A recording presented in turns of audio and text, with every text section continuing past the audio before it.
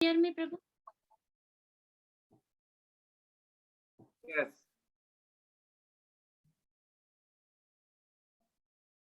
Hare Krishna. Please start recitation now. Thank you. Oh, okay. Thank you, Prabhu. Hare Krishna. Om Namo Bhagavate Vasudevaya. Om Namo Bhagavate Vasudevaya. Om Namo Bhagavate Vasudevaya. Yatrichya labha santusto dvanvato vimatsaraha samasiddha vasiddhau cha.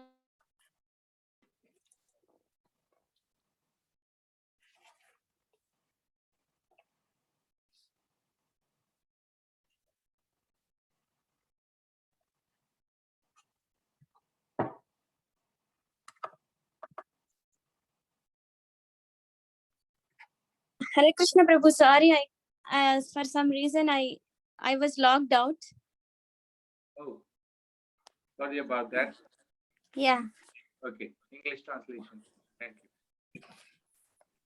He who is satisfied with gain which comes of its own accord, who is free from dualities and does not envy, who is steady in both success and failure, is never entangled, although performing actions. Gata sangasya muktasya jnanavastita chetasa yajñayacharata karma samagram praviliyate. The work of a man who is unattached to the modes of material nature and who is fully situated in transcendental knowledge merges entirely into transcendence. Brahmarpanam brahmahavir brahmahutam brahmaivatena gantavyam brahma karma samadhina. A person who is fully absorbed in Krishna consciousness is sure to attain the spiritual kingdom because of his full contribution to spiritual activities, in which the consumption is absolute and that which is offered is of the same spiritual nature.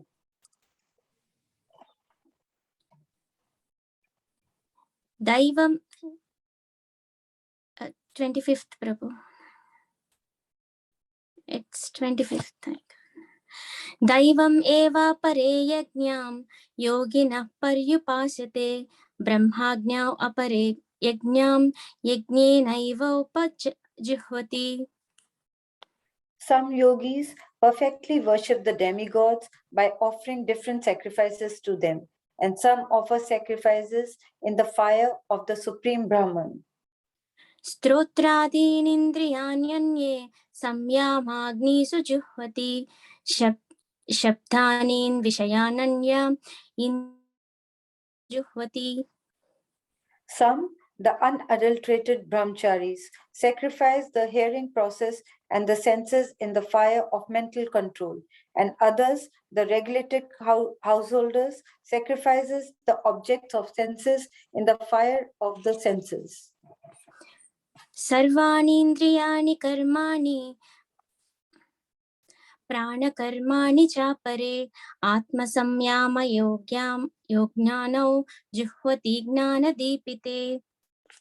Others who are interested in achieving self-realization through control of the mind and senses offer the functions of all the senses and of the life breath as oblation into the fire of the controlled mind. द्रव्ययज्ञास्तपो यज्ञ योगयज्ञास्तथा परे स्वाध्यायज्ञानयज्ञाश्च यतया संस्थितव्रताः. Having accepted strict vows, some become enlightened by sacrificing their possessions, and others by performing severe austerities, by practicing the yoga of eightfold mysticism, or by studying the Vedas to advance in transcendental knowledge.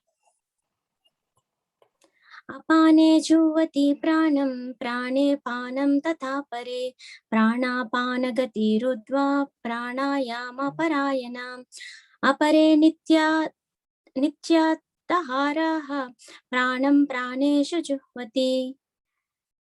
Still others who are inclined to the process of breath restraint to remain in trance practice by offering the movement of the outgoing breath into the incoming and the incoming breath into the outgoing, and thus at last remain in trance, stopping all breathing. Others, curtailing the eating process, offer the outgoing breath into itself as a sacrifice. सर्वेप्येते यज्ञविदो कल्मषः यज्ञासिष्टामृता भूचो यान्ति ब्रह्म सनातनम्. All these performers who know the meaning of sacrifice become cleansed of sinful reactions, and having tasted the nectar of the results of sacrifices, they advance towards the supreme eternal atmosphere. नायं लोकोऽस्ति अयज्ञासा कुतोऽन्या कुरु सत्तमा. Of best of the Kuru's dynasty, without sacrifice, one can never live happily on this planet or in this life. What then of the next?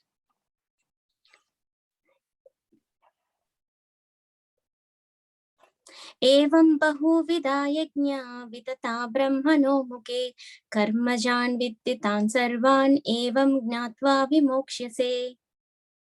All these different type of sacrifice are approved by the Vedas, and all of them are born of different type of work. Knowing them as such, you will become liberated. श्रेयान् द्रव्यमयाद् यज्ञा ज्ञानायज्ञपरन्तपा सर्वं कर्माखिलं पार्थ ज्ञाने परिसमाप्यते. O chastiser of the enemy, the sacrifice performed in knowledge is better than the merry sacrifice of material possessions. After all, O son of Pritha, all sacrifices of work culminate in transcendental knowledge.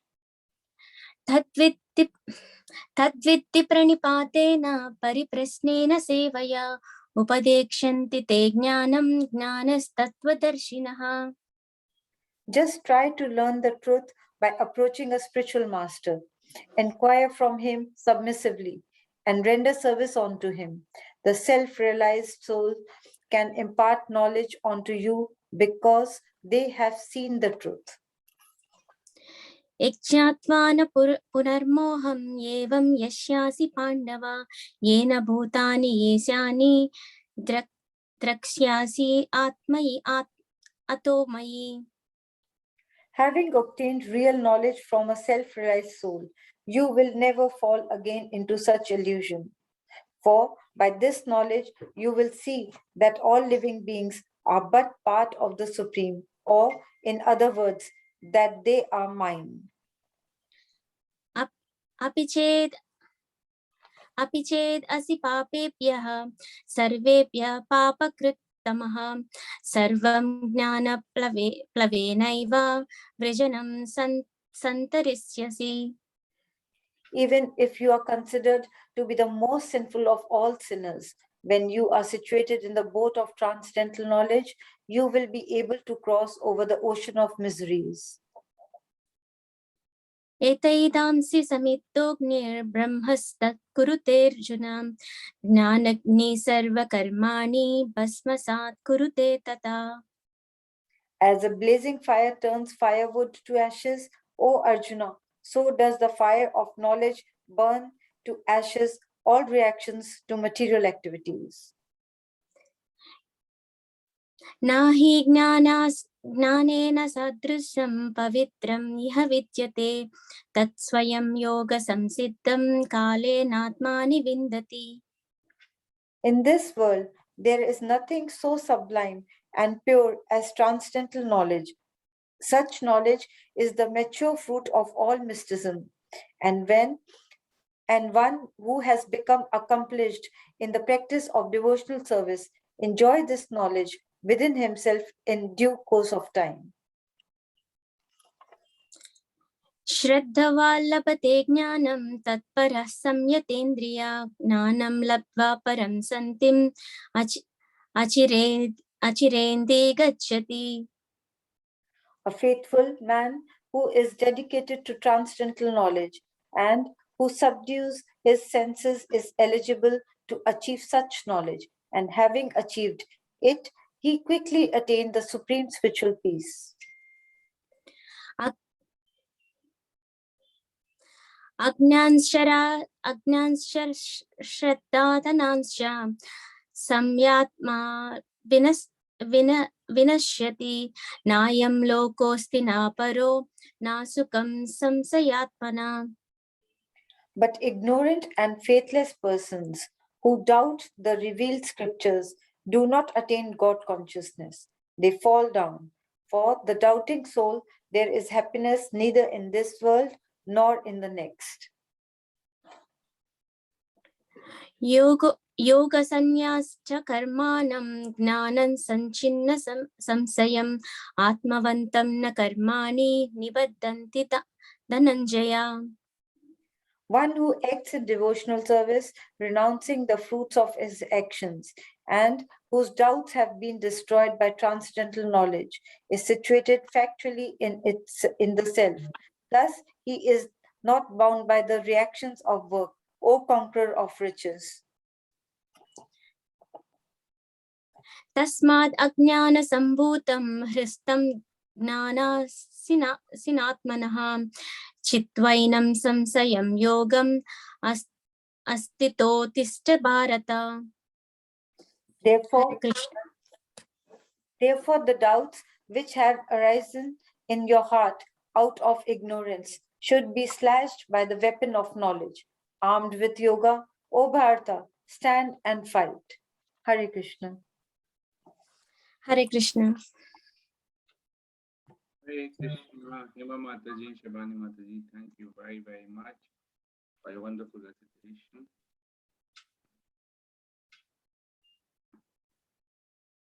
Thank you, Prabhu. Hare Krishna. Hare Krishna. Thank you. Thank you, Prabhuji. Hare Krishna. So today we are reciting verse number 30, chapter 4. And I just share this again so we can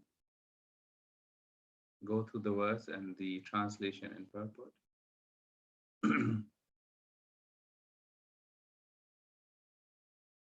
Om Namo Bhagavate Vasudeva. Namo Bhagavate Vasudeva. Om Namo Bhagavate Vasudeva. Sarve api ete yagna vido yagna shapita kalmashaha. Sarve apyete yagya vido yagya kshapita kalmashaha. Yagya shishtamrita bhujo yanti brahma sanatanam. Sarvapiyete yagna vido yagna shapita kalmashaha yagna shishtamrita bhujo yanti brahma sanatanam. Sarve apiyete yagna vido yagna shapita kalmasha yagna shishtamrita bhujo yanti brahma sanatanam. Sarve, all, api, although apparently different, ete, these, yagna vida, conversant with the purpose of performing sacrifices, yagya shapita, being cleansed as a result of such performances, kalmasaha, of sinful reactions, yagna shisht, of the result of such performances of yagna, amrit bhuja, those who have started such nectar, yanti, do approach, brahma, the supreme, sanatanam, eternal atmosphere. Translation by His Divine Grace Srila Prabhupada.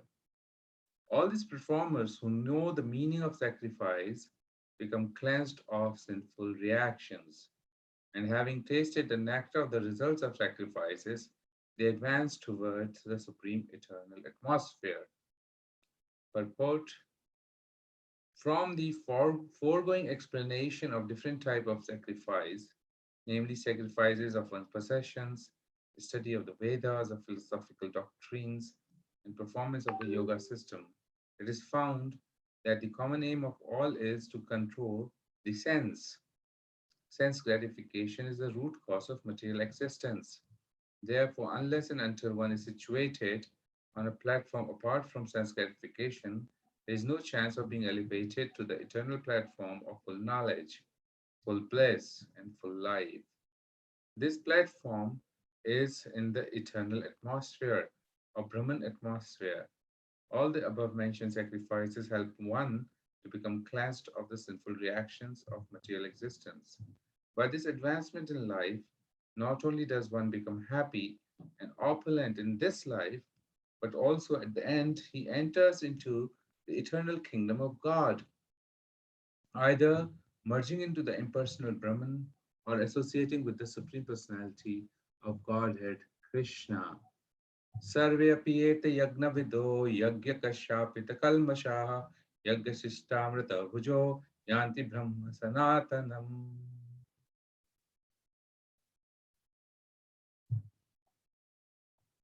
I'll just recite the Praniti prayers. Om Agyanam Timirindasya Jnananjanashalakaya Chakshurunmilitam Yena Tasmai Shri Gurave Namaha Shri Chaitanya Manobhishtam Apitam Yena Bhutale Swayam Rupa Kadamayam Dadati Swapadantikam Vandeham Shri Guru Shri Yuta Kamalam Shri Gurum Vaishnavamscha Shri Rupam Sagrajatam Sahagana Raghunathanvitam Tam Sajivam Sadvaitam Savadutam Parijana Sahitam Shri Krishna Chaitanya Devam Shri Radha Krishna Padam Sahagana Lalita Shri Vishakhan Pritamscha He Krishna Karuna Sindhu Deenabandhu Jagatpate Gopesha Gopika Kanta Radhakanta Namostate Tapta Kanchana Gaurangi Shri Radhe Vrindavaneshwari Vrishabhanu Sute Devi Pranamami Hari Priye Vancha Kalpatarubhyascha Kripa Sindhu Bhaivacha Patitanam Pavnebhyo Vaishnavebhyo Namo Namaha Jai Shri Krishna Chaitanya Prabhu Nityananda Shri Advaita Gadadhara Shivasadi Gaura Bhakta Vrinda Hare Krishna Krishna Krishna Hare Hare Hare Rama Rama Rama Hare Hare. So another very beautiful verse from Srimad Bhagavad Gita. And this theme of senses and sense gratification is very concurrent theme throughout Bhagavad Gita. And Krishna has said these kind of verses at various places. In chapter 2, also there is a verse where Arjun is asking, Istit pragyasya ka bhasha samadhistasya keshava Istit dhiya kim prabhasheta kim asita vrajeta kim. Arjun was asking, if you remember from chapter 2nd, that this kind of person that you're describing, Krishna, whose consciousness is merged in trance. He's asking, how does he speak? What is his language? How does he sit? How does he walk? So, what is the behavior of this kind of a person? And at that time, Krishna mentioned, he said, Shri Bhagavan Uvacha, Prajahati yada kaman sarvan parthamanogatan atmani evatmana tusta istit pragya tadochate. Istit pragya is that person who gives up all variety of desires for sense gratifications, which arise from the mental concoction. And when his mind thus purified finds satisfaction in the self alone, then he is said to be in pure transcendental consciousness. So we see how Krishna is talking about this sense gratification. Now, this sense gratification is said to be concocted in the mind first, because mind is the master of all the senses. And anything that is combined in the mind first, and then it translates into a desire of acquiring that object of the senses. And gradually, one gets into the pitfall of sense gratification. Now, in this particular verse, we see that Krishna is talking about sacrifices, and he has been talking about this theme of sacrifices in a couple of verses here, around 4 to 5 verses. And I was there is a Damodar Ashtakam program going just on the base ground floor where I'm sitting right now. I hope the sound of the kirtan is not disturbing the talk that I'm doing right now. If there's any substantial difficulty, please do let me know. So, sacrifice. The word sacrifice, I was just contemplating, when do we use the word sacrifice? Sometimes parents might use the word sacrifice. Oh, I sacrificed my career or my far distance but high paying job because I wanted to stay local for my children and their education. But I sacrificed that. Sometimes a friend can say, oh, I sacrificed my, for example, my car to my friend so that he can ride it, etc. So sacrifice sense feels like that you are trying to give up something which otherwise you would have continued to do. That's how sacrifice word is getting adopted. And in the same sense, Krishna is using the word sacrifice. The sacrifice of mind, sacrifice of senses, sacrifice of intelligence, all kinds of sacrifices. So these sacrifices are being done by doing certain every sacrifice will lead to some sort of purification. For example, if somebody wants to reduce weight, so first thing first, that he will have to sacrifice his free will to eat whatever he wants to eat and whatever time he wants to eat. Just by eating everything at any time will not really impact the result that he wants. Therefore, if he has to acquire a certain weight reduction, he will have to follow the dietitian or certain program of diet, wherein even though he wants to eat carrot halwa, even he wants to enjoy gulab jamuns, he may have to that particular day for certain months or year, may have to sacrifice this. Now, or a samosa or a pizza with a lot of carbohydrates in this in his diet, and he has to develop that intelligence as to how do I avoid eating a lot of carbohydrates, sugar, fat, and how do I enrich my greens and proteins and ensure that enough liquid is being taken in the body, and what all not to do and what all to do. At least do certain physical exercise and run and jog and do some aerobics, do some swimming, and then be with those kind of people who are like-minded. These days, they will give you application, WhatsApp application or a mobile application. Mobile application, then you need to look at the application and find some like-minded people, make friends, and talk about it wherever you go and jog and exercise or swimming, and at your work, at your school, or like that. So even though a mundane objective is there, but this objective cannot be achieved without sacrifice. Krishna here is talking about achieving something which is beyond the material world, beyond the power of perception by the material senses. And therefore, we can just imagine that what kind of sacrifice is required. And the sacrifice is something that will bring a lot of good to the living entity. Just like a fat reduction could be, a weight reduction is the result of the sacrifice.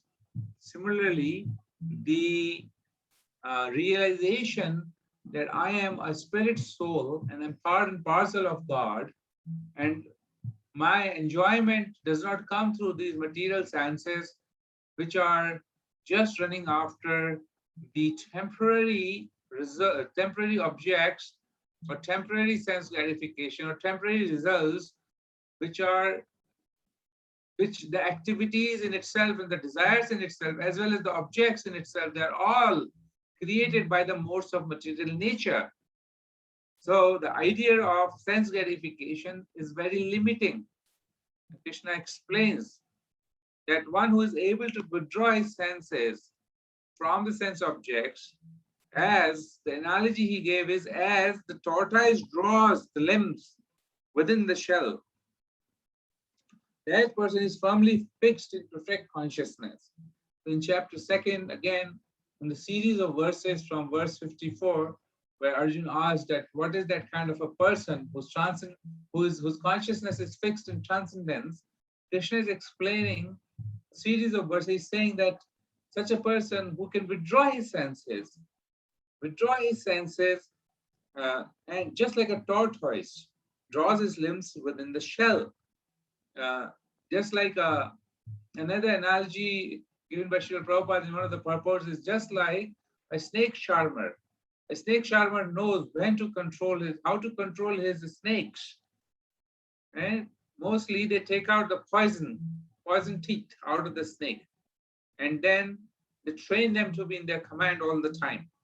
So these snake charmers, oftentimes you would see in India, in olden days and in the towns or small villages still, the snake charmers come and they open their tokery or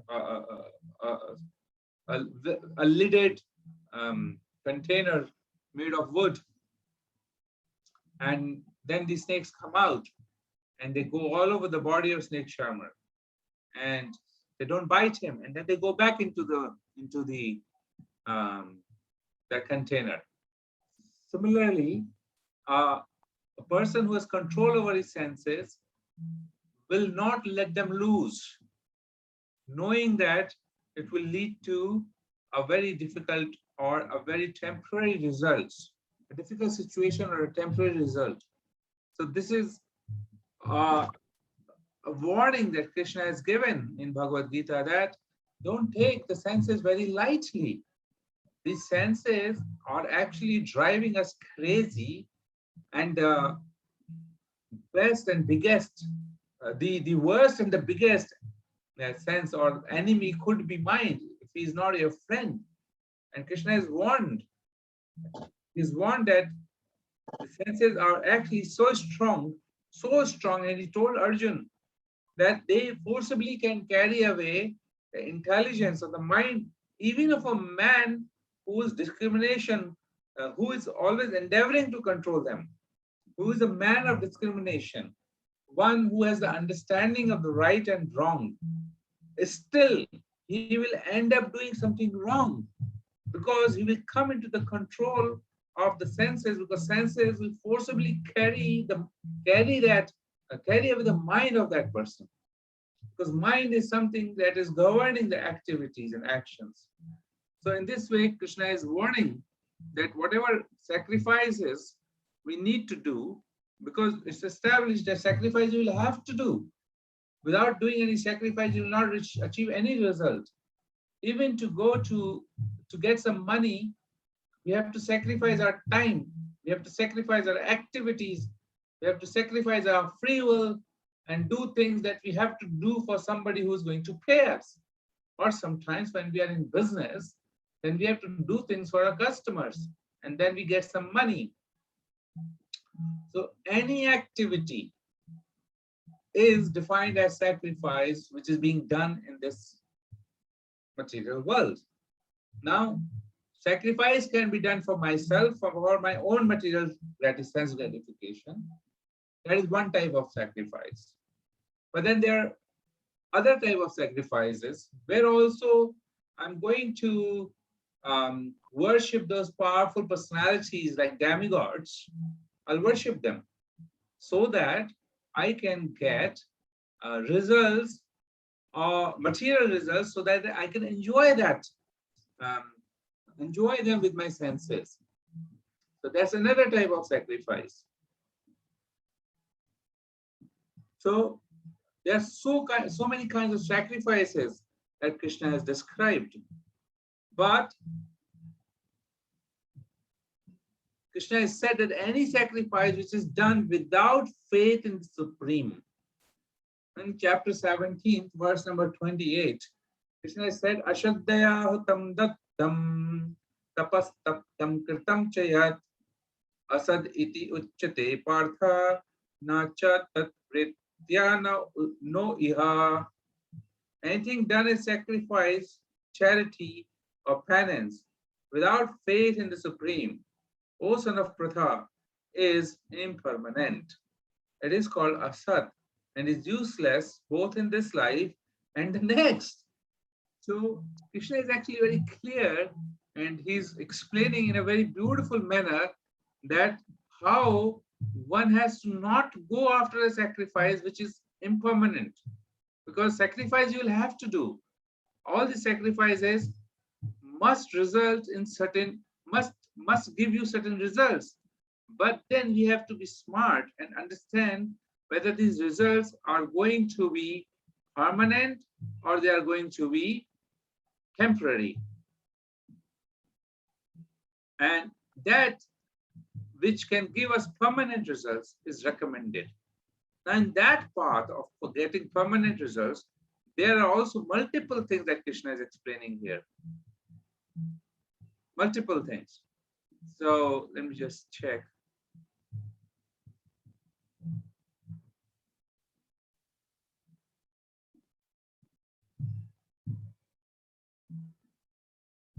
So there are these yogis, they are sacrificing.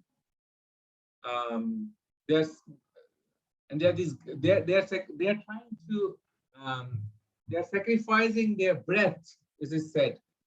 There's an inhaling breath and there's an exhaling breath, and they're trying to sacrifice the inhaling breath and bring an equilibrium between exhaling and inhaling breath. Like that, they are able to increase the duration of life, and by doing so, they are able to control the mind to get something more or better. Similarly, there are these gyanis who are sacrificing themselves, the soul itself, and merge into the fire of Brahman Jyoti. That's another kind of sacrifice. And by doing so, they are able to achieve something higher. So level 1 was that somebody is just sacrificing for mundane results by their own endeavors. The point number 2 was that somebody is worshipping the demigods and sacrificing to the demigods in order to get the material results that they can then enjoy. But Krishna said that this is temporary. And Krishna also explains that those who are not very intelligent worship through demigods, because ultimately demigods are nobody, but they are these agents of Supreme Lord.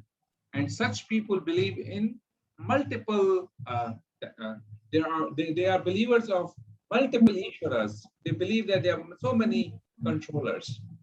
Therefore, in this context, there is a beautiful story of Bharat Maharaj in Srimad Bhagavatam, in which Bharat Maharaj is said to be worshipping demigods. Now, Bharat Maharaj is a pure devotee of the Lord. And this particular verse, I'll just call out the verse, you can read in your own time, but it's Srimad Bhagavatam, Canto 5, Chapter 7, verse number 6. So it's SB 5.7.6. The translation is, after performing the preliminary of various sacrifices, Maharaj Bharat offered the results in the name of religion to the Supreme Personality of Godhead, Vasudev. In other words, he performed all the yagnas for the satisfaction of Lord Vasudev, Krishna. Maharaj Bharat thought that since the demigods were different parts of Vasudev's body, he controlled those who are explained in the Vedic mantras. By thinking this way, Maharaj Bharat was freed from all material contamination, such as attachment, lust, and greed. When the priests were about to offer the sacrificial ingredients into the fire, Maharaj Bharat expertly understood how the offering made to different demigods was simply an offering to the different limbs of the Lord. For instance, Indra is the arm of the Supreme Personality of Godhead. Surya is his eyes. Thus, Maharaj Bharat considered that the oblations offered to different demigods were actually offered unto the different limbs of Lord Vishnu.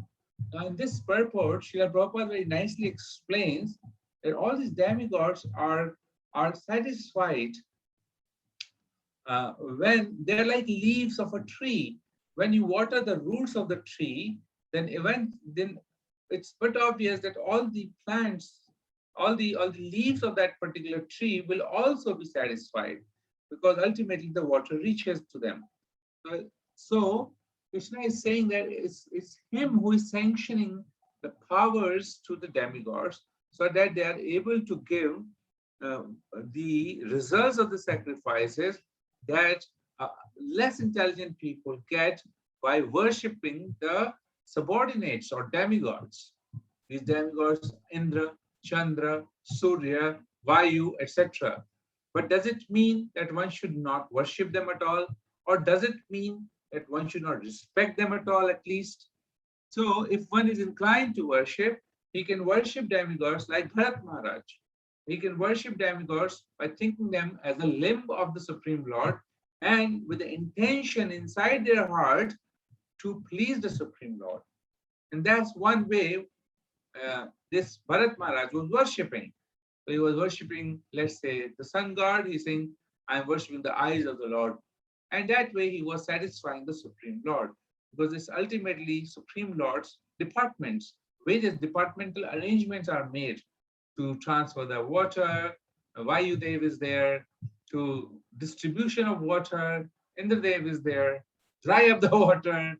Sun god is there, and many other functions they do perform. So just for the sake of explaining the cycle of water distribution is controlled by these three demigods profoundly. And this way, we understand that Krishna is condemning those who want pure devotion. They would rather come to him instead of going somewhere else. He explains that again in chapter 3, where Krishna is explaining about karma yoga. He's explaining that work done as a sacrifice for Vishnu has to be performed. Otherwise, work will cause bondage in the material world. Therefore, O son of Kunti, perform your prescribed duty for the satisfaction of the Lord. And that way, you will always remain free from the bondage. So Krishna is saying, Yagnarthat karmano anyatra loko ayam karma bandhana tad artham karma kaunteya mukta sangha samachara. Like that, he's explaining that one should work only, so one should sacrifice only for Vishnu. Whatever effort one is putting, he should put it for satisfying the Supreme Lord. Otherwise, he will be bound. He will get bound by the reactions of the activities of the or of the sacrifices that he's performing. And again, he will not be satisfied in this world, in this lifetime, nor he will be satisfied in the next lifetime. Also, Krishna is mentioning that by devotional service, great sages of devotees free themselves. So finally, Krishna will reveal the point that if one performs sacrifice to satisfy Vishnu, that sacrifice or activities are called devotional service to the Lord. Great sages or devotees free themselves from the results of the work in the material world. In this way, they became free from the cycle of birth and death, and they attain the state beyond all miseries. So in this karmajam buddhi yukta hi phalam tyakta manishinaha janma bandha vinirmukta padam gacchanti anamayam. That's the verse number 51 of chapter 2, where Krishna is explaining this, that one should perform the work of devotional service. Now, this is a running theme of Krishna consciousness. This is a running theme that one should be able to perform sacrifices. The first thing is purification of the senses, purification of the mind. Otherwise, mind will continue to concoct whatever mind has to concoct in order to enjoy this material nature. And Krishna says this material nature is controlled by him. Maya dakshena prakriti suyate sacharacharam. And if somebody is always involved in the sense gratification process, there'll be no resolute determination for devotional service in his heart. He will not develop the vivasatmika buddhi. He will not develop, he will be always going after the sense enjoyment. If somebody is always going after bhoga aishwarya, he wants to enjoy the aishwarya, opulences of the material world, then there is no chance that he will be able to develop the resolute determination in his heart to be able to push forward the mission of devotional service, or the mission of attaining the goal of life, which is to develop the love of God in his heart. Ultimately, these are all Krishna's energies. So, in all these Krishna's energies, one has to utilize Krishna energy in the service of Krishna. If one does not do that, then he will get further entangled in this energy of external consciousness or external energy of Krishna. So, verse number 430 again, it says, all these performers who know the meaning of sacrifice become cleansed of sinful reactions, and having tasted the nectar of the results of sacrifice, they advance towards the supreme eternal atmosphere. So if one performs certain sacrifices, for example, we take the previous example of losing weight. If somebody is performing some sacrifices and gradually his weight is dropping down every single day, he looks at the weighing machine, say, okay, I'm now 1 kilo less, I'm now 2 kilo less, or I'm now 5 kilo less, and it's progressive in nature. One would be then motivated to perform his sacrifices and say, okay, these are the results I'm getting.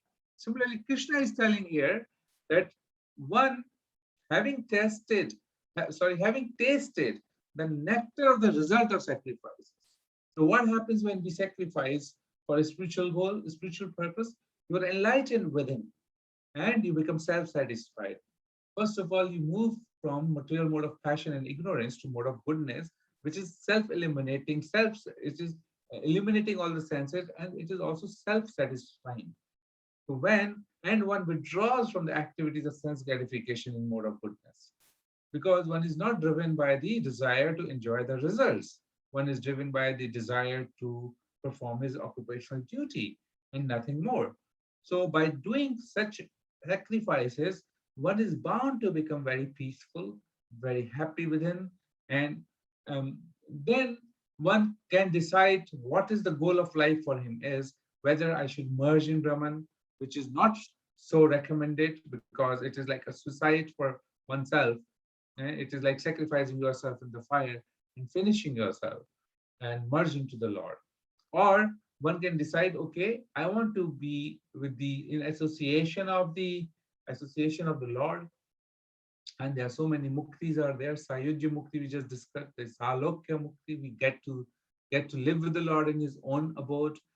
Sarupya mukti is there. One can get the same form as the Lord, and then one can get the same opulence as the Lord. Opulences are there. Sarishti mukti, that is called. So like that, there are so many ways of liberation that one can really chase or aim for. But we have to be understanding that none of this is going to happen if one is too attached with the process of sense gratification in this material world, because the mind will be concocting by the influence of modes of nature. Just like when you see in kaleidoscope there is nothing but pieces of glasses. But when you rotate the kaleidoscope, and when you're rotating the kaleidoscope, you will see different formations of beautiful colors getting reflected due to the glasses, uh, reflecting the rays of sun in different directions. It just creates very beautiful images, and you feel there's a world inside. You feel there's a whole world inside this kaleidoscope. So beautiful, so miraculous. Similarly, these three modes of material nature are working on our consciousness and creating an illusion of happiness and showing us there is a world here to enjoy. But Krishna has described this world as dukhalayam ashashvatam, and this is temporary, and this is like a mountain of dukkha. So one who is intelligent would therefore want to come out of it, and this verse is giving us some direction and light into how one can be cleansed of the sinful reactions, and how one can taste the nectar by doing certain um, pious deeds called as sacrifices. So with this, I will close the discussion. And if there is any question or comment, we can take it now. Hare Krishna. Hare Krishna, Manu Prabhu. Please accept my humble obeisances. All glories to Srila Prabhupada. A wonderful class. I really enjoyed your class so nicely. I just wanted to have a little question. Bharat Maharaj, you mentioned that he was doing, not sacrifice, worshipping the sun god, thinking that is a part of Krishna. But why he was such an elevated devotee? He reached at the stage of Baba. Why would he separately worship the sun god? I like to understand, please. Surely, Mataji. I think what I read in Srimad Bhagavatam, that by this process he reached to the process, by following these various sacrifices, he reached to the stage of Baba. Oh, okay. It wasn't that he was at the stage of Baba and then he was doing this. It's actually, for example, if there are devotees and, for example, they have the deities of Lord Ganesha, and they worship Lord Ganesha with the intention, because they had faith. They had faith in Lord Ganesha before coming to Krishna consciousness. But now they have understood, and therefore they still respect and love Lord Ganesha with the intention that, oh Lord Ganesha, please remove the obstacles from my bhakti. Okay. And that way they worship. Okay, and that's very good, no problem, because you must respect all the demigods, for they are the devotees of the Lord, they are the agents of the Lord, and they are Param Vaishnavas, in some sense, because they are all Vishnu Bhaktas. Therefore, they are empowered to do their duties. But one thinks them to be the Supreme Lord, and that's not suggested. Then Krishna is saying that you're fooling yourself. Ultimately, you will end up going to their planets if you worship them without knowing me. So now, Thank you. Yes, I understand. Thank you very much. Hare Krishna. Hare Krishna. What is it that jnanis do to sacrifice their souls? Do yogis control their breathing only to extend duration of life? Okay, so the jnanis, as described in the scriptures and Prabhupada commentaries, jnanis are people, generally they fall in the class of wanting impersonal liberation. Therefore, they are classified as jnanis. They have the understanding of the Supreme Lord. And they have the understanding of the Brahman Jyoti, but they prefer to be merged into the Brahman Jyoti, because this is called impersonal liberation. They feel that I'll sacrifice myself, rather I'll merge myself, right? You go into the fire, you burn yourself in the fire. Similarly, you go and merge into the Supreme Lord, become one with the Lord. Now, this is not recommended. It's said I'll give a little elaboration here, that when we want to achieve sense gratification, and that greed develops to the extent that I don't only want sense gratification for myself, but I would like to have sense gratification for my society, for my country. And gradually you come to a situation that, okay, I'm not satisfied and I want to own this, whole world under me, in some sense. And then the greed increases, and some point in time you think that I want to be the ultimate control of everything. And then best thing is that I become God myself. So I'll merge into the Brahman. And this merging into Brahman is born out of an intention of sense gratification, or born out of the intention of becoming God myself. And therefore it is condemned, this kind of liberation, Sayujya Mukti. This is generally awarded without any cost to the demoniac souls, like Shishupal. When Krishna cuts his head by Sudarshana, Shishupal went and merged into the body of Krishna. So this Sayujya, or rather body of Krishna, or his impersonal, in his Brahman Jyoti. So this merging into the Brahman is an experience of peacefulness, is an experience. But the moment one feels the desire to interact, because in Brahman Jyoti there is no interaction, there is no reciprocation. You are just existing like you're existing in sleeping mode, but very peaceful.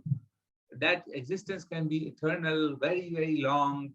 But someday when there is a desire to act, such personalities or such souls will have to fall down and come to the platform of action, wherein they will take up to philanthropic activities, altruism, some kind of mankind activities. That's how Srila Prabhupada described. When they become very, very fortunate, then somebody can come in contact with pure devotee of the Lord. Then their devotion to the Supreme Lord can again start to begin and flourish. Now, when we see, there was a question also, are the yogis only doing that for extending duration of life? Many yogis, the true yogis, they're doing it for the control of senses, and for the control of senses. In due course of time, of course, their duration of life also increases due to the control of senses. But the ultimate aim of the yogis is described as that they want to take darshan of super soul. That's how yogi sees Supreme Lord in the heart of every living entity. And that's one kind of liberation, because super soul is so beautiful that they want to be witnessing, or super soul witnessing them. They want to be in the witness of the super soul all the time. And they want to therefore be very satisfied. But there's no reciprocation between the super soul and the soul. Whereas a devotee of the Lord, he is desiring interaction with the Lord. Like Mother Yashoda is desiring interaction. Nowadays we have this Damodar Leela.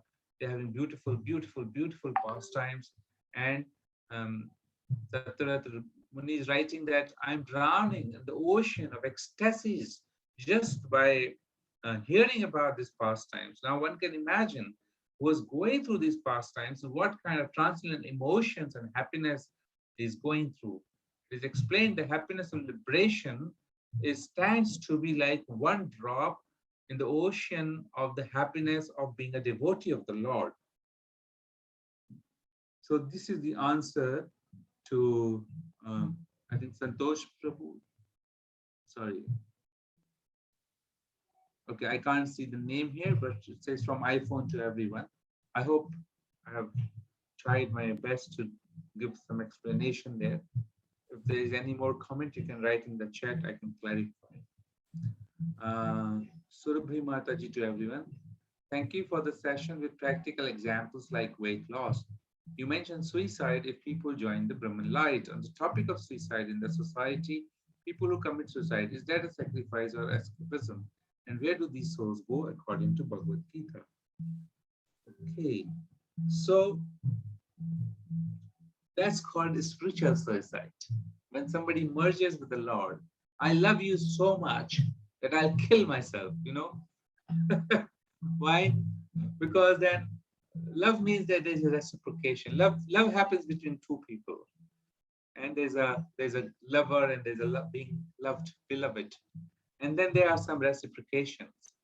But if one says, I'll come and merge inside you for forever, then there'll be no reciprocation. There'll be no exchange of emotions. There'll be no rasa, no relationship. Therefore, it is condemned as spiritual suicide. One goes and merge. Now I've become God, so I don't have to serve God. But that's not the concept of devotion. So that's said as spiritual suicide, not literally the suicide of this world. But because your question has also come on what is the suicide in the material body, if one prematurely kills himself for any reason, that's called suicide. And according to Srimad Bhagavatam, such a soul is considered to be very, very sinful soul, because he has not respected the honor of the material nature or the honor of the Lord who has awarded the body. So such a person for rest of the duration remains in subtle body. He does not get a material body to be able to satisfy his desires, and such subtle bodies are generally ghosts or pretatmas. Therefore, committing suicide appears to be an escape, but lead you into another trap of very, very miserable condition of life. Very, very miserable condition of life where you have these insatiable desires, but now neither you can interact with the objects, nor you have the senses to interact with the objects, but you have the desire to enjoy the objects. So neither you have the means nor the goals, but you all you have is the desire. And that subtle body is called ghost. So therefore, committing suicide is the biggest sinful activity and not recommended. Rather, one would tolerate the situations, and in those situations, if he remembers the Supreme Lord, but do not complain to the Supreme Lord, then Krishna says in Srimad Bhagavatam that such devotees who continue to tolerate the dualism of this world, the material miseries of the Lord of this world, but consider them to be benedictions from me, and they desire to come to me, such devotees are very, very dear to me. Then you become very dear to the Lord, Supreme Lord. I hope I have answered that question. Sorry, Manu Prabhu, please. Just one more clarification. I just want to know. Like Shishupal, he merged into, after Krishna, chopped his head off, he merged into the in Krishna's body. But this kind of liberation and the people who are impersonalists, their liberation is the same or different? Because Shishupal was a Vaikuntha, Vaikuntha. He's a Vaikuntha devotee, so he came by cars, by Lord or. So I just want to know that is it different? Would they have the same destination, or if you could please clarify? Thank you. Thank you, Mother. Shishupal is an example that Lord has placed before us. Of course, they all came as Jagai Magai and got delivered and went back to the spiritual world. Now, we have to understand that merging with the Lord is merging with the Brahman Jyoti. And that merging with Brahman Jyoti is exactly everybody who is inimical to the Lord gets that without any difference. I see. Okay. Without any difference. This is exactly what they get. So, I've not read anywhere that Shishupal did not go into, they all go to impersonal Brahman. And there is no other destination for them. But they're devotee. They're pure devotee in the spiritual. Because you know the characters and you know their background. Yeah. We also know how they trajected in the future. Yeah. And therefore we know their story, and it's a pastime by the Lord. But in actuality, those who are really wanting to be merging into the impersonalism or actual demons, they are all getting the similar or same kind of liberation. Because they're dying in front of Krishna, even in Mahabharata, all the demoniac forces were there. There were insurmountable demoniac forces present in the Mahabharata battle. Anybody who died in that battle got the impersonal liberation. Everybody who died in that battle got the impersonal liberation. Ayodhya Mukti. Yes. Yeah, I asked someone, I said, isn't that, because they're devotees? So he said, oh, they're different. The answer was, it's a different kind. That's what I was, so that's why I just want to clarify. No, so we haven't read description of different kinds of impersonal liberation. We have read there's an impersonal liberation, and that means merging with the Brahman Jyoti. Yeah, Brahma Jyoti. Yeah. That's all. Okay, thank you. There are more descriptions. One may please share, and we get a little bit of more understanding. But to as if now I have not been able to hear or read it. Thank you. Thank you. And there's a question: do the impersonal they worship impersonal God? The answer to that is that they believe that when Brahman comes under the influence of mode of goodness, that Brahman becomes incarnation like Shiva, Krishna, Vishnu, etc. And when that Brahman comes into the influence of mode of passion, then that becomes living entities. And that when Brahman comes under the influence of mode of ignorance, that Brahman becomes the matter. So such people believe that if I worship such incarnations of the Lord, I'm worshipping Brahman, but I'm worshipping an inferior nature of Brahman, which is bound by the conditions of the material world, which is namely the mode of goodness. So their goal then is that one day, when I become realized soul, I can step over these incarnations, and then I can become myself God.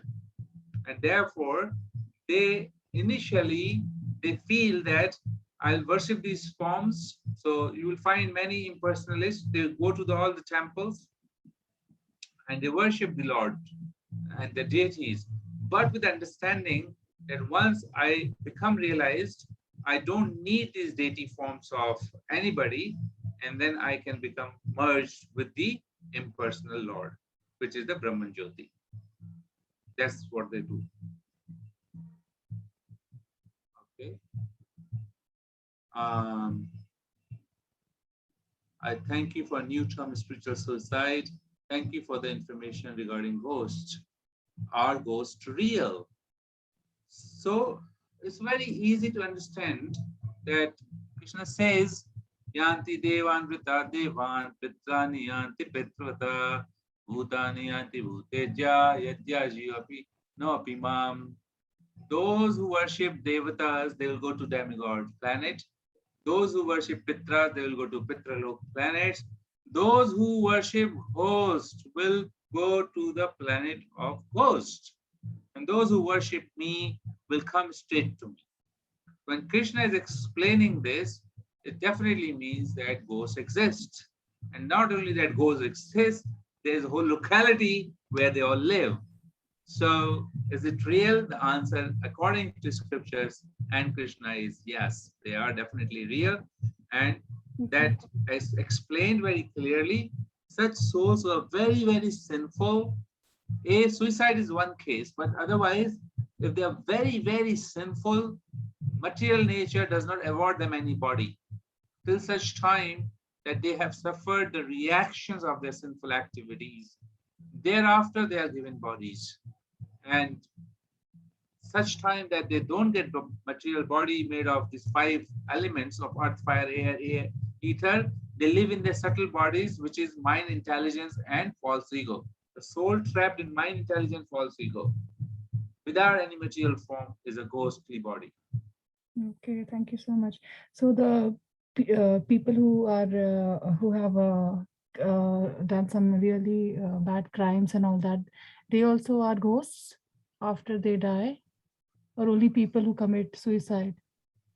Suicide is one case. If you prematurely kill yourself, definitely one has to be in that for sure in the ghostly body. The suicide and crime cannot be equated, I think. I mean, No, so I'm suicide not is saying also. crime. Crime, we are saying from material point of view, Okay. from the laws made by man. Hmm. We are talking about sinful activities. Sinful Mhm. activities. Of course, criminal activities are sinful activities, but sinful activities are various kinds. I kill animals all the time. Sinful activities. Because I had heard, people who do crimes, they go to that Patal Lok and, that boiling fire and boiling, I don't know, those swords and boiling fire and all that. I didn't know that they became ghosts. I didn't know that. So I thought they went into those layers of burning coals and fires and all that, So in scorpions and. Canto 5, Srimad Bhagavatam, there is a full explanation of Oh, right. the punishments that are awarded by Yamaraj. One is committing a lot of sinful activity. But if the sinful activities are too much, then before giving those punishments, they will be rewarded a body of ghost. Okay. Thank you so much. They do not have a body to Mhm. really do anything. Mhm. They're trapped. Mm. They're trapped. So these sinful activities may not be criminal activities of this world. That is one type. But there are many activities which are considered sinful activities. Mhm. And all those activities have these kind of results. Ghostly bodies. Mm. Okay. Thank you so much. Thank you, Hare Krishna. Thank you. So I exactly don't know which sinful activity lead to ghostly bodies. That committing suicide, definitely we know it. And many times there are pitras, there are obligation to the elders that the coming generation has to do shraddhas, etc., shraddh ceremonies. Indidan and all that. Yeah. Many times, till such time the shraddh ceremonies are performed, such sinful bodies stay in the ghostly bodies, things like that. So there's a lot of literature around it. But the idea is that we don't want to dwell in that, especially at this time of time, ghostly bodies. We want to dwell in how to become devotees of the Lord. Okay. Thank you so much. Okay, so there is Krishna says, if people suffer, they are more dear. This philosophy is in line with the Kali Yuga. Good suffers, cunning prospers. So this question, actually, good suffers. And Just an observation. Sorry, I just typed it. Sorry. no problem. The point is that somebody is suffering today. We cannot say that he's suffering because of his situation which is present today. We understand from Shastra, at the time of birth, the happiness and the distress is predestined. And they are predestined by the activities done in the previous lives. So Prabhupada says that if you have brought second class ticket for train, you can't get into first class in the train. Even if you try to get in there, the TT will throw you out and back into the second class.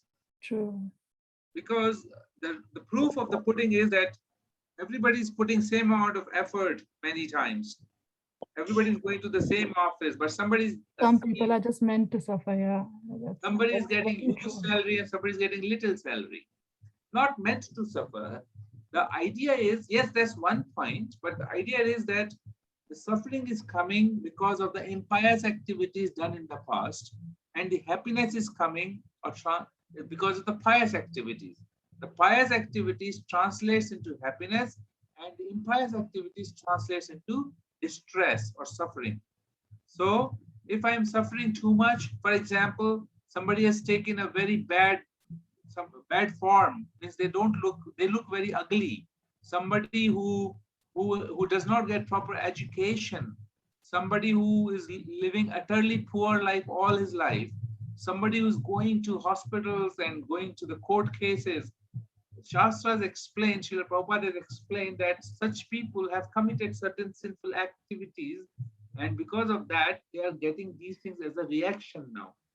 Yeah, because I've seen in person, a person very dear to me. She always prayed, and whole her life, she's old now, and she didn't get, she only got sadness and all that. So I was just thinking, I Yeah, think it's all preset, it's all preset So, Mataji, karmas from the past life and all that. We if she just has meant done, to clear them, I think, if in she has this done life. good activities now, that will translate into happiness in the next Yeah, life. So hopefully. if somebody has transcended the material platform and has done enough spiritual activities, as Krishna is saying, then they can go straight back to Godhead, back to Krishna, Yeah. beyond the birth, death, old age, and disease. So what I'm doing today with my time determines my future, and what I've done in my past determines my present. Yeah, everything is preset, and we are presetting it for Preset by the next life. preset by my own desire and actions, by my own free will. The same free will now I can use as an opportunity to make a better future. Next life. But then who has seen the next life? So anyways, thank you so much. Yeah. So, no, Mataji, I'll definitely dwell around that point. The point किसको is पता that है, like, अगला जन्म कहाँ होगा क्या? नहीं, माताजी पता है, पता है, पता है, शास्त्र ने बताया है, शास्त्र ने बताया है, शास्त्र is saying that if you have done enough bhakti, but your bhakti is not completed, you will take birth in aristocratic family in a very opulent situation, and you will be able to continue your life of devotion to the Lord without worrying about the material arrangements. So like this, Shastra is explaining us everything. Therefore, in this life, when we see somebody very opulent, we must understand that they have done a lot of pious deeds in their past lives to get this kind of opulence. But also at the same time, if they are misusing their opulence, then we must understand that their next life is going to be very, very dangerous. Therefore, in our own life, immediately there will be a relief by performing bhakti and devotion to the Lord. The relief is that, for example, if somebody has to lose a limb, has to lose a hand in accident because of karmic reaction, all he can see, because of the devotion, sometimes these karmic reactions are reduced so much that he will only see the same happening but in dreams. And when he gets up, his limbs are there. So he has gone through this misery, but very short time and in a very subtle situation. So therefore, we have to have this faith and trust in Shastra that when we perform devotional service to the Lord, even though we don't desire relief from the misery, the relief will be given. Because in act of devotion, it is explained, when you perform devotional service to the Lord, immediately you start getting this relief from the material distress, and you get all auspiciousness in our life. Therefore, we do not want to worry about the next life, but we do want to worry that our soul gets the destination that it deserves, which can be only obtained in human life. Am I making sense? Thank you so much. Thank you so much for your time. Hare Krishna Prabhuji. Really, thank you. Hare Krishna Prabhuji. My humble obeisances to you. Thank you for the wonderful class. I just wanted to dwell on the subject of suicide. We know from history that during Jallianwala Bagh, so many women were raped, and because they were raped, so they just jumped into the wells. So it's so, like, from material point of view, they didn't do anything wrong, so they didn't want to live a life like that, so they jumped. So then if we think that they all became ghosts, so they are getting double punishment, kind of. Difficult to answer this situation, Mataji. I will not be the right person. I will not be able to answer this. But I can bring another example here. In the olden days, there was a patha of sati, wherein the wife would consciously and willingly go and become one with the fire of her husband. And Shastra describes that such chaste wives who would sacrifice their material body along with the fire of the husband's funeral pyre, they would get the same destination as their husbands. So they will not be separated from their husbands. Second example was that of horse sacrifices, wherein horses were sacrificed in the fire, and these horses, which is called as Ashwamedh Yagya, these horses would then, by the power of mantras and purified brahmanas chanting and spiritual powers, they will get into spiritual bodies. So such examples, which are positive examples, are there. Now, so that was a sort of suicide, right? Which is not recommended in the age of Kali, which was stopped by Bhaktivinoda Thakur himself in the British Raj in India. Now, these examples where people suicide, they willfully take a decision in any circumstances to kill themselves. So instead of going through whatever, maybe they get killed anyway. So if one gets killed in the battlefield, for example, fighting with the enemy, then one is awarded heaven straight away. It's explained everywhere. So in Krishna, in Bhagavad Gita, is also explained to Arjun that if you don't fight, then you are behaving cowardly, because the destination to fight will be the heavenly planets straight away from just material point of view. Similarly, if one just kill himself because he is afraid of the situations, then this is not described as glorious anywhere, whatever description, whatever situation was that. So because this theory that you just mentioned also then justifies killing old people when they're suffering, and in some countries that's become legal now. So how can one take a decision of killing a person because he's suffering? There is a suffering which is coming because of past life reactions, and that suffering, if he does not complete now, he'll have to complete in his next life anyway. In Manu Samhita, there is an example: if somebody has done a murder, he should be hanged. If he is hanged, then all his sinful reactions is finished in this lifetime. When he starts his next lifetime, he is going to start on a fresh page without any karmic reactions. So when we do not understand the laws of nature and do not understand how the decisions are being taken place, out of ignorance, we may take certain decisions, but they may just work against us completely. Therefore, we should be able to give very, very strong will and this knowledge in the very early childhood to children that in any circumstances, never choose to commit suicide. Whatever situation you are, fight with the situation. And if you're killed, then you're killed. What can you do? But committing suicide is not recommended anywhere, Mother. That is all I can understand. I can't say what happened to the people who sacrificed their lives in that scenario.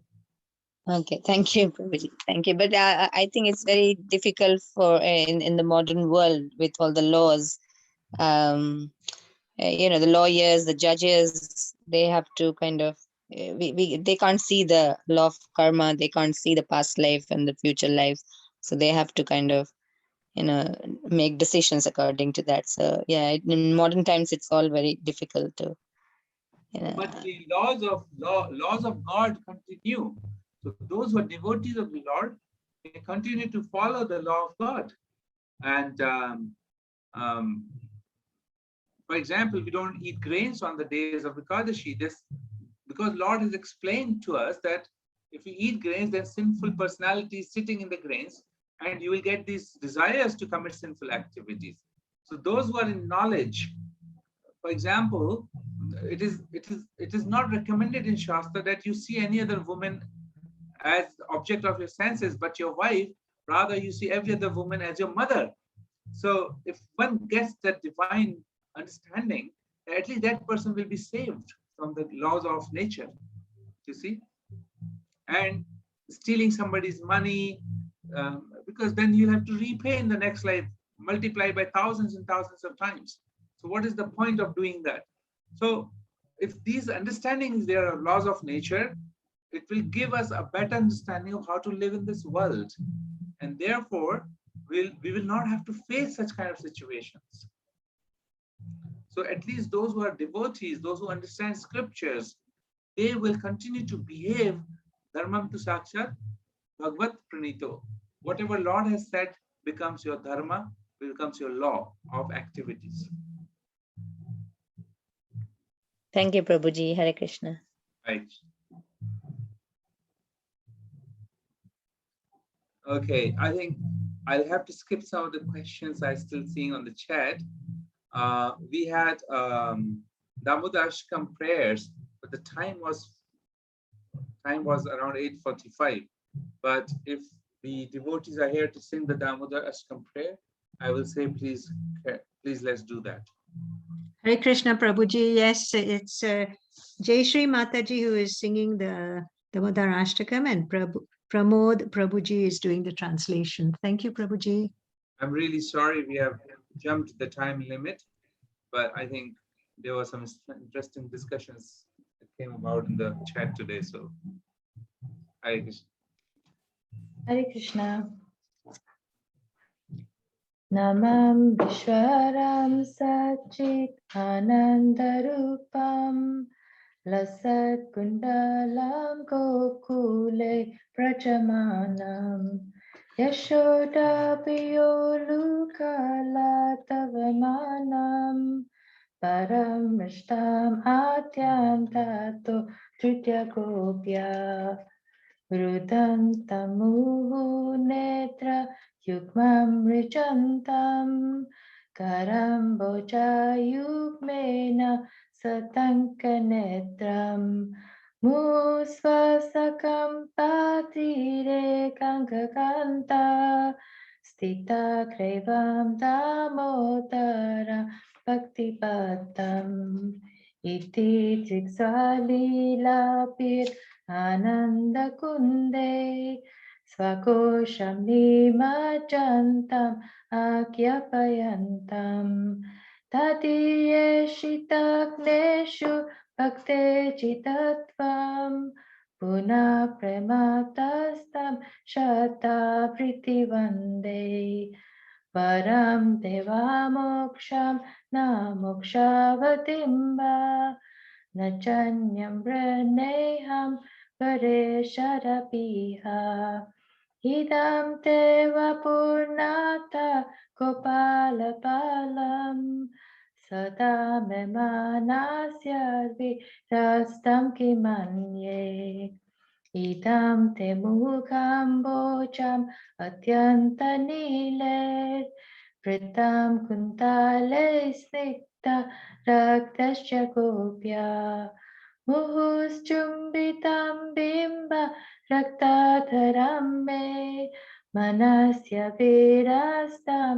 Alam Lakshalape Namo Devadamo Tarananta Vishnu Prasidya Prabhu Dukha Jalapimagnam Kripa Drishti Vrishtyati Dinam Vatanu Krihane Shamam Agnam Edyakshi Drishya Kuveratma Jaupata Mudyeva Yatvat Tvaya Machita Bhakti Pajakritau Cha Tata Prema Bhaktim Svakam Me Prayacha Namakshagraho Mesti Tamotareha Namaste Sudamne Spuratipti Damne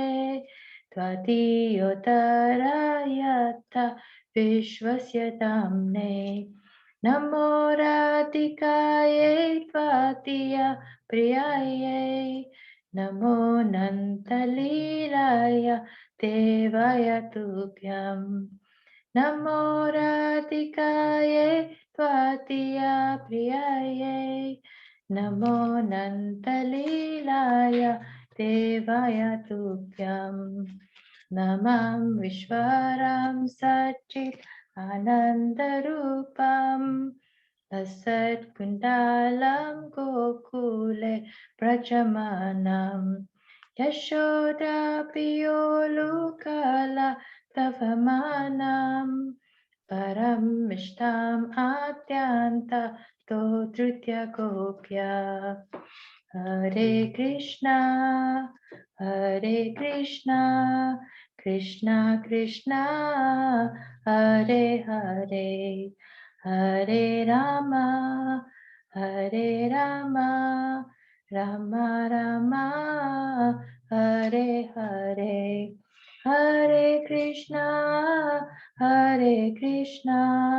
Krishna Krishna, Hare Hare, Hare Rama,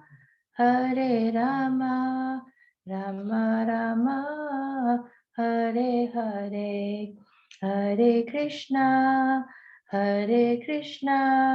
Krishna Krishna, Hare Hare, Hare Rama, Rama Rama, Hare Hare. Jaya Radha Damodara Radha Damodara Shri Radhe. Jaya Gauranitai, Jaya Gauranitai, Gauranitai, Jaya Gauranitai, Jaya Prabhupada, Prabhupada, Prabhupada, Srila Prabhupada. Hare Krishna. Hare Krishna. Thank you very much. And is there someone who will read translation now? Translation. To the Supreme Controller who possesses an eternal form of blissful knowledge, whose glistening earrings swing to and fro, who brilliantly manifested himself in Gokula, who stole the butter that the gopis kept hanging from the rafters of their storerooms, and who then quickly jumped down from the mortar and ran in retreat in fear of Mother Yashoda, but was ultimately caught. To that Supreme Lord, Sri Damodar, I offer my humble obeisances. Upon seeing his mother's whipping stick, he cried and rubbed his eyes again and again with his two lotus hands. His eyes were fearful and his breathing quick, and as Mother Yashoda bound his belly with ropes, he shivered in fright, and his pearl necklace, which was around his neck marked with 3 lines, shook. To this Supreme Lord, Sri Damodar, who is bound with his devotees' love, I offer my humble obeisances. Again, let me offer my respectful obeisances unto the Supreme Personality. O my Lord, I offer my obeisances hundreds and thousands of times with all affection, because by your personal pastimes, you plunge the gopis into an ocean of nectar. Appreciating your opulence, devotees generally declare that you are always subjugated by their feelings. O Lord, although you are able to give all kinds of benedictions, I do not pray to you for impersonal liberation, nor eternal life in Vaikuntha, nor any other boon in this world. My only prayer is that your wonderful form as a cowherd boy may always appear in my heart and mind. What is the use of any other benediction? O Lord, your lotus face is encircled by locks of soft black curling hair tinged with red, and your beautiful lips are reddish like the ripe bimba fruit. Your beautiful face is being kissed again and again by Mother Yashoda. Millions of opulences are of no use to me, but may this vision constantly remain in my heart. O unlimited Vishnu, O Master, O Lord Damodar, I offer my obeisances unto you. Be pleased upon me. I am drowning in an ocean of sorrows. Please shower your glance of mercy upon me. Uplift this poor ignorant fool and become visible before my eyes. O Lord Damodar, in your form as a baby, Mother Yashoda bound you with a rope to a wooden grinding mortar. You then freed the sons of Kuvera, Manigriva, and Nalakuvara, who were cursed to stand as trees, and you gave them the chance to become your devotees. In this same way, please give me your own Prema Bhakti. I have no desire for liberation into your effulgence. I offer my obeisances to the shining rope that binds your belly, and to your belly, which is the abode of the entire universe. I humbly bow down to your most beloved Srimati Radharani. and offer all obeisances unto you, the Supreme Lord who displays unlimited pastimes. Shri Damodar Ki Jai.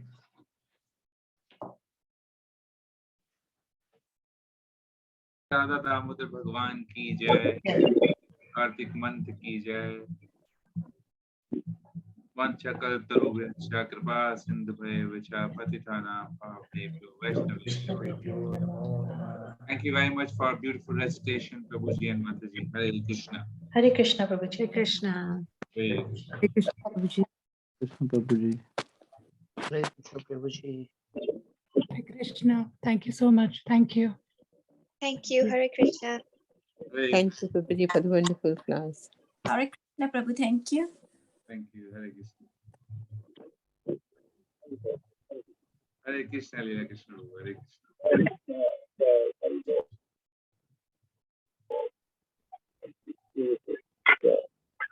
Wonderful.